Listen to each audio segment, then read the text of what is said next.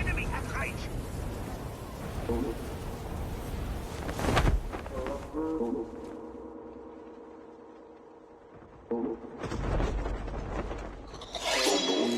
شاخ مارکت کیه؟ گنده تره حاکم کیه؟ اونی که میکنه همتونو ساکت کیه؟ همونو گاییدم. لفظام چیه؟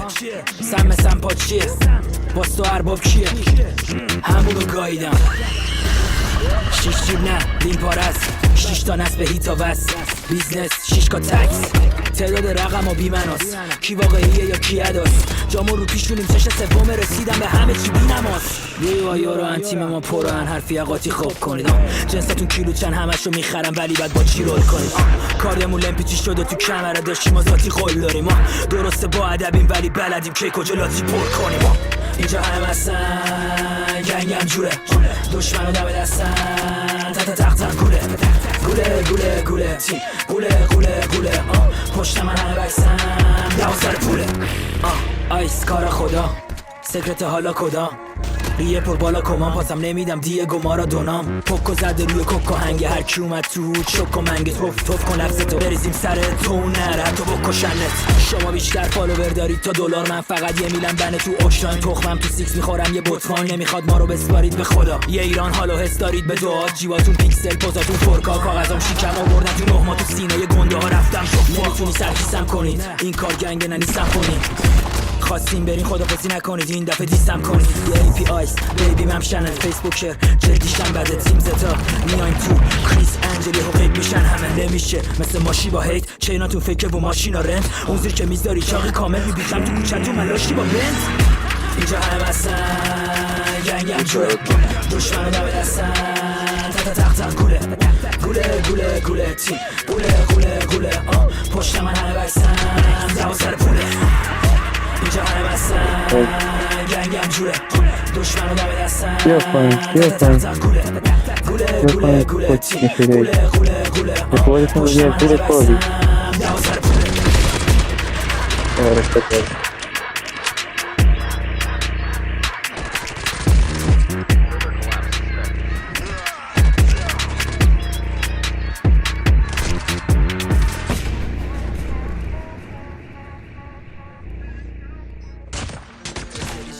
هست به اسم شکنجه خاموش ایلومیناتی. نمیدونم چیزی در این مورد شنیدید یا نه ولی ما هممون توی این دل شکنجه خاموش.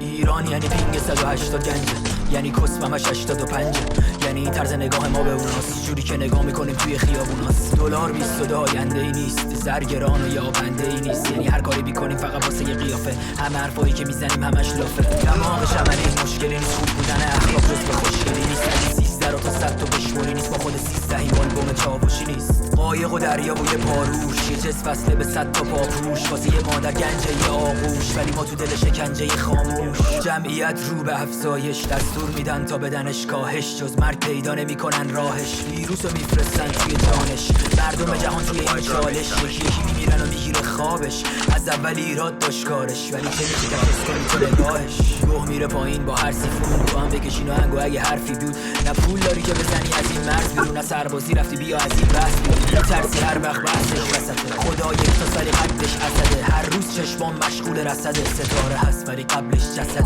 پزشکای جعلی، اداره های مسکونی، آزمایش های اتمی، زلزله های مصنوعی.